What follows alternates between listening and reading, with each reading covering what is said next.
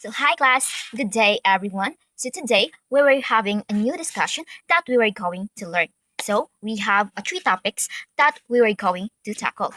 And the first topic that we were going to tackle is about the first voyage around the world by Antonio Pigafetta. So this means nga si Antonio Pigafetta ang author ani nga book. So nga si Antonio Pigafetta man ang author ani nga book. Yes, kay si Antonio Pigafetta is usa siya sa kauban ni Magellan while galakbay sila sa Philippines. Kung si Magellan kay wala kabalik sa ilang country kay na deads, si Pigafetta is usa siya sa survivor ato nga during sa ilahang paglakbay.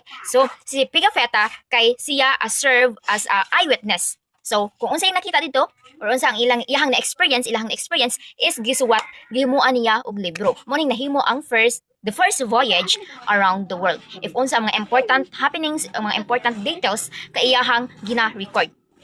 So, okay. So, but before we dig into our if unsa ang sulod sa libro ni Pigafetta is ato usang hibawan if who is Agapita. So, who is Antonio Pigafetta? So, Antonio Pigafetta was an Italian explorer, scholar, and writer from Vicenza, Italy. So, sa Vicenza, Italy siya nagpuyo. Ang si Antonio Pigafetta is wala na hibawaan if unsa ang exact year siya nataw. But they believe that Pigafetta was born around 1480 to 1491 into a wealthy family. So ang family ni Pigafetta is usa siya sa adunahan nga pamilya. Gitawag siya nga usa sa adunahan nga pamilya. So he studied astronomy about study sa langit like star, geography, about sa mga lugar, cartography. Sa mga cartography? Yes, cartography is making map and navigation. So navigation, it means that study about sa karagatan. So, which help him understand sea travel and exploration. So Pigafetta joined Ferdinand Magellan's expedition in 1519 to 1522, the first voyage to circumnavigate the world. During the journey, he served as an eyewitness, carefully recording events, places, people, kung kinsa ang mga ilahang mga nakasalamuha, o unsa ang ilang cultures na ma-encounter. So his journal became the main historical source about Magellan voyage, including their time in Philippines while dilakbay sila sa Philippines, especially the Battle of Mactan. So Pigafetta died around 1531. So that is the background of Antonio Pigafetta. So since we already know the background of the author of the first voyage around the world, let's proceed to the Magellan circumnavigate of the world. During an early time sa panahon ni Ferdinand Magellan, spices that are found only in the sa Moluccas Island were considered as valuable as gold in Europe. So, ang kaning spices kay gi-consider ni siya as a gold tungod sa kadako niya og balot. And then, ang kaning Spices Island is nahimutang ni siya sa Europe. Ang kaning Spices Island is ginatawag ni siya or also called Moluccas Island. So, these spices included pepper, cloves, nutmeg, cinnamon, and mace. So, because of their high value, tungod sa taas sa ilang value, whoever controlled the spices trade was guaranteed to gain immense wealth and power. So tungod sa kadako og balor sa kanang spices, mo na siya hinungdan nganong gaaway ang mga country, especially the Spain and the Portugal. So tungod sa spices trade. So gilugan nila ang Moluccas Islands whoever if kinsa ang country nga makakontrol ana nga area or sa area sa mga spices or sa Moluccas Island is there's a possibility nga madato sila or mo uswag sila tungod sa kadako ug balor sa mga spices. And by the year of 1518, the roads of Spices Island or Moluccas Island were already dominated by Portugal. So during that time, ang Portugal is na sila yung ruta o na sila yung mapa padong dito sa Spices Island or sa Moluccas Island. But however, the Spain also wanted to have its own road to the Spices Island so that it could benefit from the spices trade. So during that time also, ang silingan sa Portugal which is ang Spain is ganahan pud sila maghimo og ilahang kaugalingon nga ruta. Because the Spain also wanted nga maka-benefits po sila sa kanang spices trade.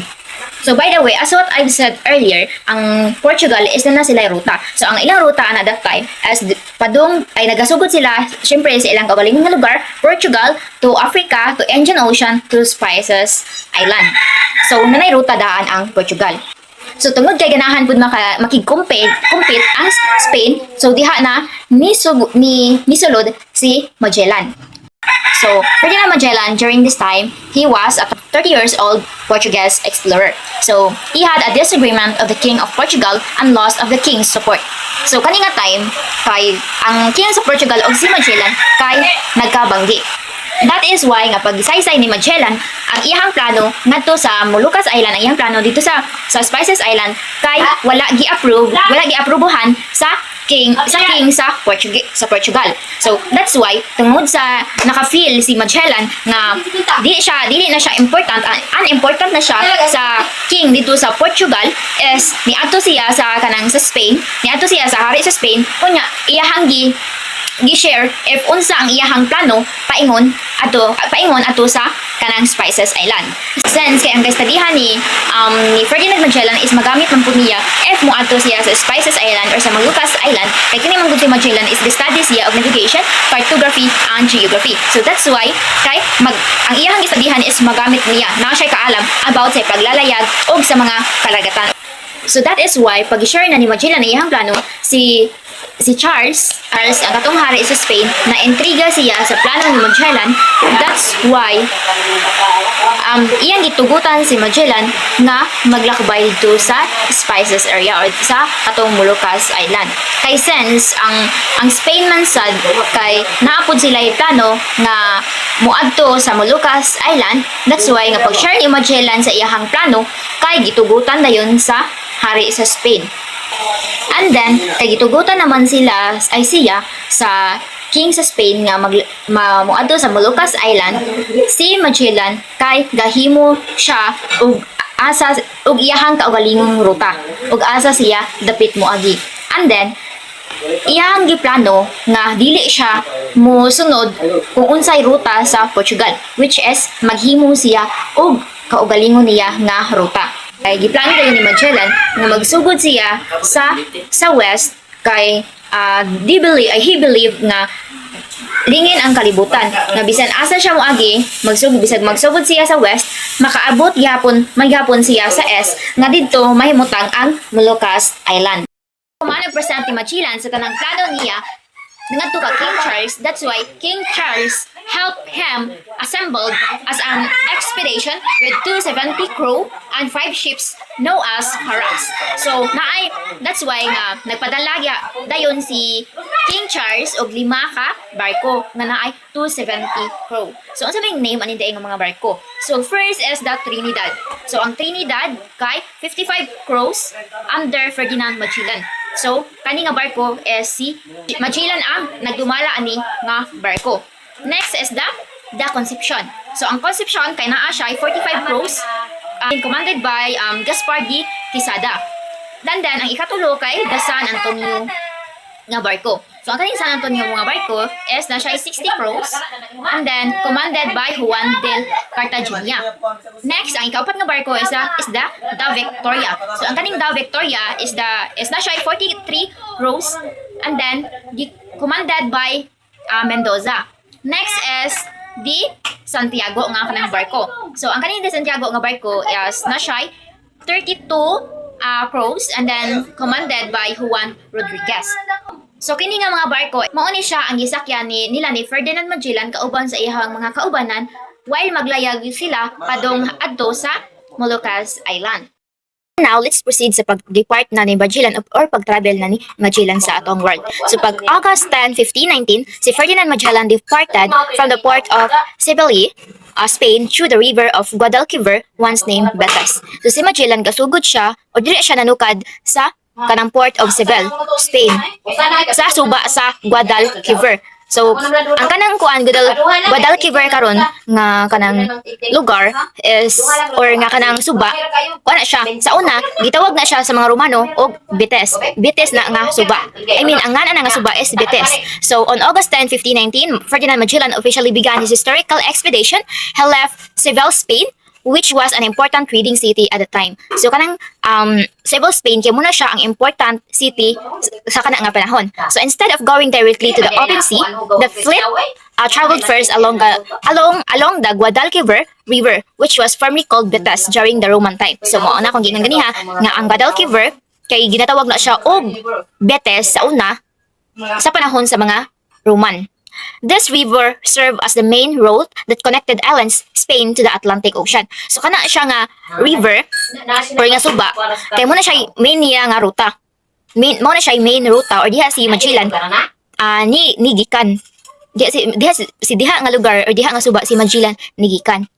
And then ang kana nga lugar is connected na siya sa Atlantic Ocean. So this departure marked the beginning of the first voyage that would eventually circumnavigate to the world.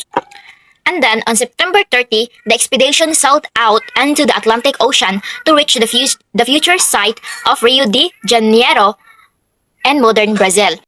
Dayon, pag September 20 is nakagawas na ang ilang barko sa suba, dito sa katong suba nga Betas. And then,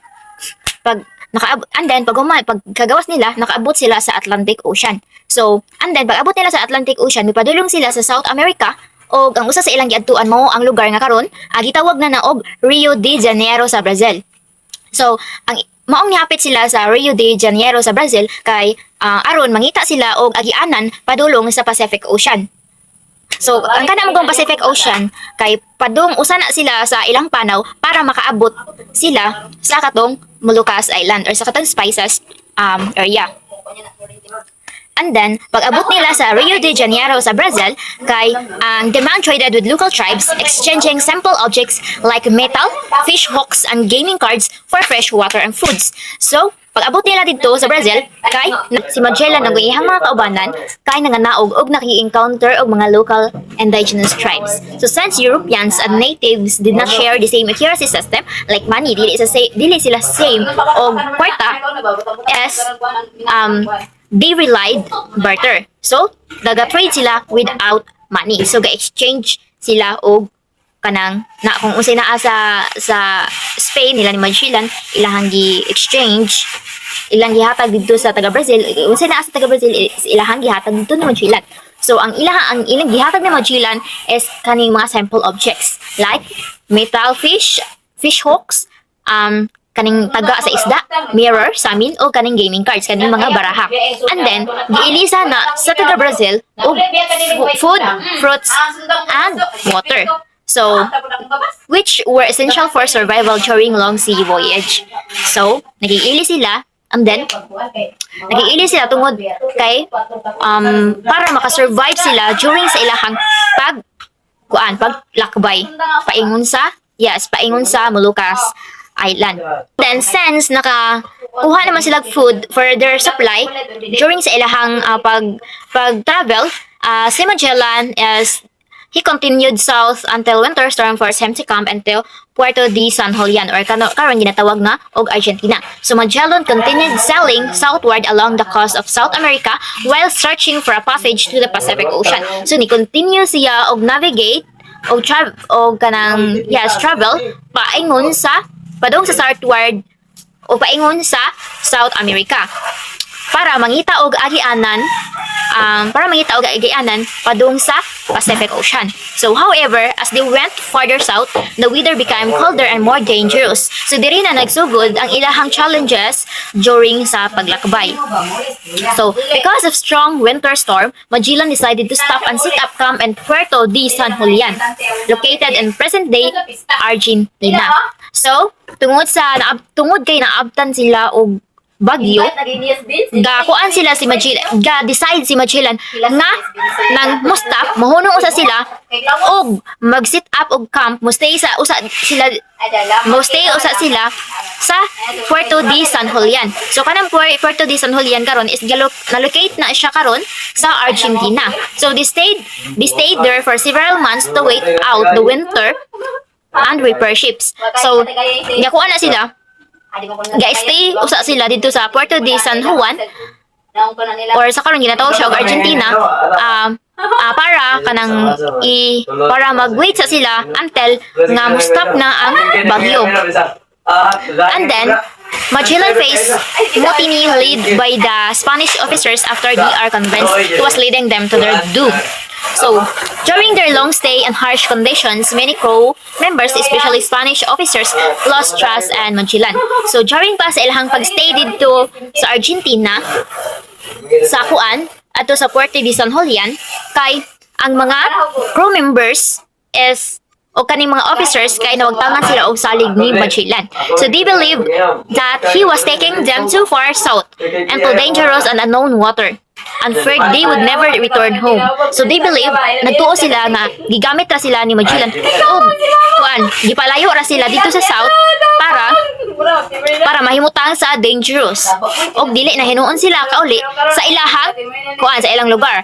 So because of this fear and frustration tungod sa ilahang kahadlok og kuan kabalaka, some officers organized a mutiny, which means an open rebellion against the commander.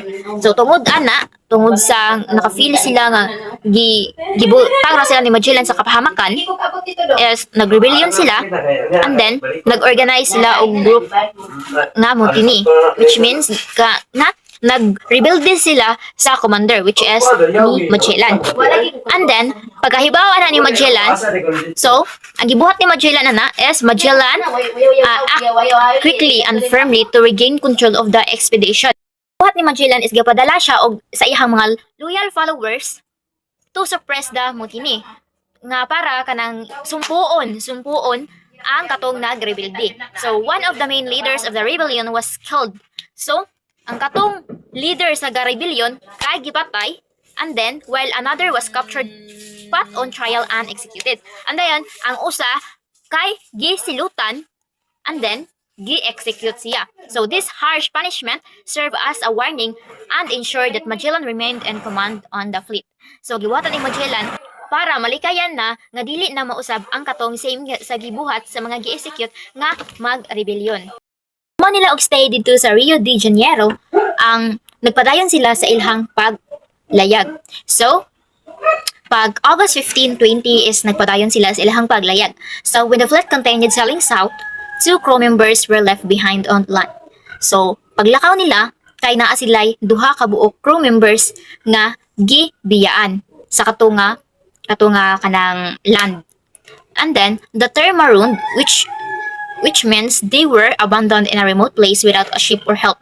So naa sila'y duha ka crew members nga gibiyaan. So ang kaning marooned kay nagpasabot nga gibiyaan sila sa kanang remote place without a ship or help. Sa kanang ganing dili walay mangagi nga mga barko dito. Dayon, this usually happen as a punishment for disobedience, mutiny, or breaking rules. So, kanang maroon, kanang ginatawag nila nga maroon, or katong ilang gipambiyaan, is moto siya serve as punishment sa wala gali sila ni sunod sa kanang rules. And then, it shows that Magellan was very strict in maintaining discipline during the voyage. So, gibuhat ni Magellan para dili na mautro ang katong pag-rebellion.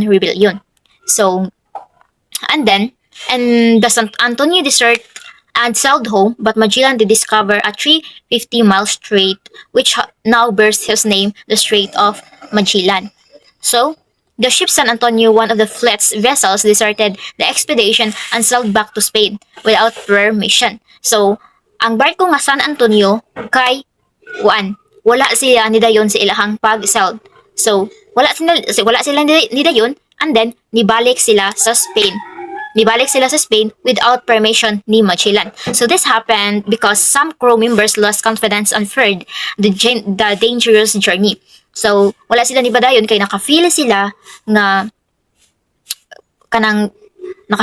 o kanang gilit na daw sila kabalik or mahimutang sila sa dangerous kung mopadayon sila. So despite this loss, Magellan continued exploring and discovered a 350-mile long sea passage connecting the Atlantic Ocean. So bisan sa inato nga panghitabo, si Magellan ang nagpadayon gihapon sa iyang goal, wala siya nawagtangan og paglaom. Si Magellan nakadiscover nga ang iyang nakadiscover siya nga naka-sailed na dai siya og 350 miles. And then ang katong iyang naagian is moto siya agianan gikan sa Atlantic Ocean paingon sa Pacific Ocean. So kini nga giagianan since kay si Magellan pa man ang nakadiscover ani, so gitawag ni siya og Strait of Magellan. So si Magellan pa ang first nakadiscover ato, si Magellan pa ang first nakaagi ato mo nang since si Magellan is naman siya course nga or gi-study man siya og cartography nga or kanang tigbuhat og mapa, so iyang gipangalanan ang kato ang iyang nagian katong gasugod sa Pacific Ocean to Atlantic Ocean, iyang gi panganlan og Strait of Magellan isip pasidungog sa iyaha. And then pag kahuman nilang agi dito sa Strait of Magellan, they reach an ocean that seemed so calm, so he named it Mar Pacifico, the peaceful sea Pacific Ocean. So after passing through the Strait of Magellan, Magellan and his crew entered a vast new ocean. So unlike the rough waters they experienced before, this ocean was very calm and peaceful. So kini siya kay paghuman nila og agi dito sa Strait of Magellan kay nakaagi sila og kanang kalma nga dagat. So dili pareha sa ilang naagian nga dagat nga kuan kusog kayo og bawd. So kato nga dagat is wala siya bawd and then hilom kayo siya. Muna, so because of this Magellan named it a Mar Pacifico, which mean peaceful sea. So today this ocean is known as a Pacific Ocean. So mauna siya ang gitawag og Pacific Ocean. So while they are in Pacific Ocean, the supplies have run out. They were forced to eat rat and drink putrid water. 19 died of scurvy. So while sailing across the Pacific Ocean, the crew ran out of food and clean water. They were forced to eat rats and drink dirty, rotten water just to survive. So because of poor nutrition and lack of vitamins, 19 crew members died from scurvy, a disease caused by vitamin C deficiency. So while dito sila sa Pacific Ocean, nahutdan sila og pagkaon og tubig. So munang napugos na lang sila og kanang inom og hugaw o kaon og mga ilaga, ang uban nangaon na lang mga ilaga or kanang something nga naa sa ilang barko para maka-survive sila. And then because of poor nutrition, og lack sila og vitamins, so 19 crew members died from scurvy. A disease caused by vitamin C deficiency. So, lack sila og vitamins, kuwang sila og vitamins, so nang namatay sila. 19 kabuok members ang nangamatay. So, tungod sa kakulangan sa nutrisyon. And then, human sa 99 days nga mga panghitabo, is nakakita sila og usa ka isla. So, ang kanang nga isla, nahimutang na siya sa Guam and the Mariana Island. So after sailing for 98 long days without seeing land, a crew member on watch finally spot an island. So this island turned out to be Guam, part of the Mariana Islands. So finding land was a huge relief because it meant they could rest and resupply. So it means that nalipay sila tungod nga nakakita sila og usa ka isla, usa ka nga kanang nakakita na sila gani og kanang yuta. And then pero nasa diha sila nabigo. Kaya naman, while staying in Guban, the local islanders took one of the expedition's small boats. So this caused misunderstanding and fighting between the crew and these islanders. So because of the conflict, Magellan was forced to leave the island without getting fresh food or supply. So sa iyang pagbilin sa Guam, gikuha sa mga lumulupyon usa sa ilahang gamay nga kasakyan. So katong usa ka barko. So because of this, tungod ani mitumaw ang panagbanggi og away tali sa katong tripulante sa barko o sa lumulupyo dito sa Guam Island. And then tungod sa gubot nipugos na lang si Magellan og hawa ato nga isla nga wala intay nakuha nga supply sa food or kanang mga presko nga supply. So luoy kay sila no. So a week later, Magellan has men become the first Europeans to reach the Philippines. They were able to fast and bananas and coconuts. So one week after leaving Guam, Magellan and his crew reached the Philippines. They became the first Europeans to arrive in the islands. Here, they were able to eat fresh food such as bananas and coconuts, helping them recover from hunger and sickness. So paglabay sa usa ka semana, nakaabot si Magellan og iyang mga iyang sakop sa Pilipinas. So dire na sila nakaabot sa Pilipinas. So sila ang una nga European nga nakaabot sa atoang kapuluan diri sa Philippines. So dito nakakaon sila og presko nga food sa mga sasama sa saging ug lubi nga nakatabang sa ilahang paglig-on. sa dugay nila nga na-experience nga kalisod. So, katong time is nakakaon na sila og tarong. Then, in March 16, 1521, so Magellan anchored his ships at Homonhon Island near in summer. So, pag March 16, 1521, kay si Magellan is nilanded siya sa Homonhon Summer Island. So, the island was uninhabited, making it a safe place to rest.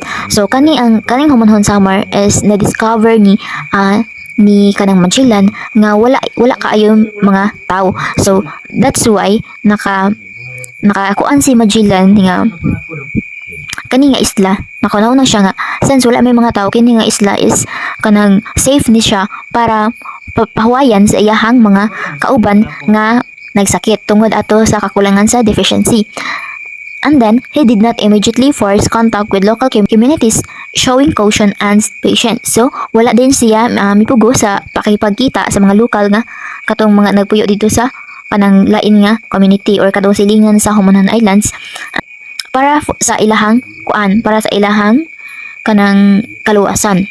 The following day, pag March 17, 1521, si Magellan is ordered his men to go ashore to search for fresh water. So iyang gisugo ang iyang mga tauhan o iyang mga kaubanan nga mangita og kanang fresh nga water. So this was essential after months of drinking dirty water at sea. He also allowed the crew to rest and recover their strength. So during this time, they began noticing local fishermen nearby making their first and direct contact with the natives. So pagka kay nangita man do sila fresh water para ipainom sa katong mga masakiton nga dugay na sig inom og hugaw nga tubig. So nakakita sila og kanang mangingisda sa duol sa ilahang gi-stayhan.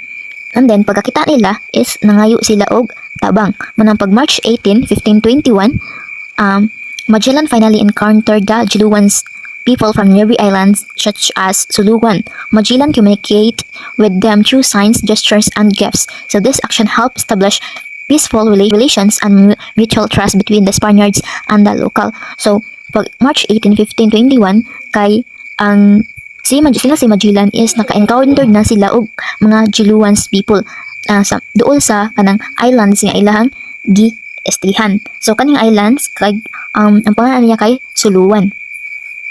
And then si Magellan is nakig-communicate siya and then i-offer siya og mga gifts sa mga Jaluans people. So and then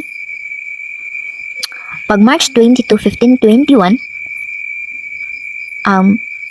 since kay ni-promise man to ang Jaluans nga hatagan sila si Magellan o kanang mga supplies like pagkaon, water, and fruits, is pag March 22, 1521, taga Jaluans Islands kay nibalik sila og nanghatag og supplies nila ni Magellan. So, on March 22, 1521, the Jaluans returned as a promised, bringing 2 boats filled with food and other supplies.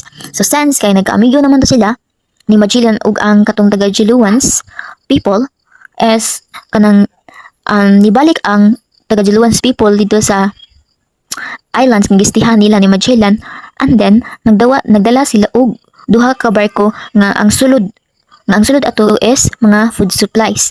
And then Magellan welcomed them and accept their offerings. So this event showed that Magellan preferred peaceful trade and cooperation rather than violence. And then pag March 29, 1521 is Magellan sought to become kasi-kasi or blood brothers with a local ruler. So meaning is nangita si Magellan og paagi nga mahimong kasi-kasi o igsuon sa dugo sa usa ka lokal nga hari. So ganahan siya nga makipagsuod or kanang suod or mahimong niyang igsuon ang usa ka hari sa lokal or sa dito sa Jaluans Island.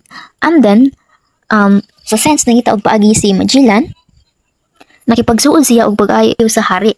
And then ang iyang goal ani is makuha niya ang pagsalig og panaghigalaay o political nga suporta sa mga lokal nga leader. And then since nasuod naman ni Magellan ang katong hari or local leader sa mga Jaluans, sa taga Jaluans or sa mga Jaluans is on March 31, 1521, Magellan ordered the celebration of the first Catholic Mass in the Philippines. So diri gasugod ang pagguan sa Katoliko nga misa.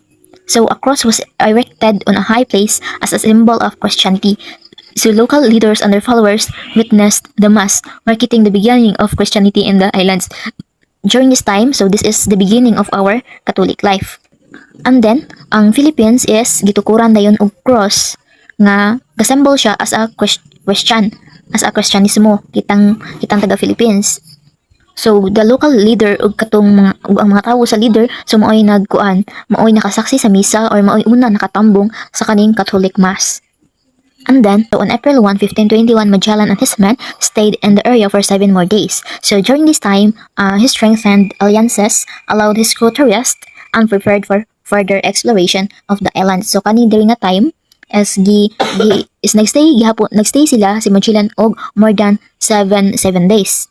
So iyang goal ani is makapaway og tarong iyang mga tao. So para sa pagpangandam sa sunod nila nga eksplorasyon sa isla. And then, on April 7, 1521, Ferdinand Magellan and his men entered the port of Cebu. So pag April 7, 1521, si Magellan is naabot sila sa pantalan sa Cebu. And now, known as Cebu. So karon gitawag na siya, ay nailhan na siya nga Cebu. So as their ships arrived, Magellan ordered his crew to fire their cannons. So this action surprised and frightened the local people at first because they had never seen or heard such weapons before. So dayon pag abot nila sa Cebu, ni-order dayon si Magellan sa iyang mga crew nga magpauwan og kanang cannons. And then nakuyawan ang mga tao sa Cebu. Kaya nga naman, yes, nakuyawan sila kay wala pa man sila kailaan na or wala sila ka sugamat-an ang klase nga mga kanang armas. And then Magellan did not intend the cannon fire as an act of war, so he is instructed his interpreter Enrique to explain to the Cebuanos that firing cannons was a Spanish tradition and used as a peaceful signal, showing that the captain wished to be their friend and ally. So dayon nakayawan naman ang mga Cebuano.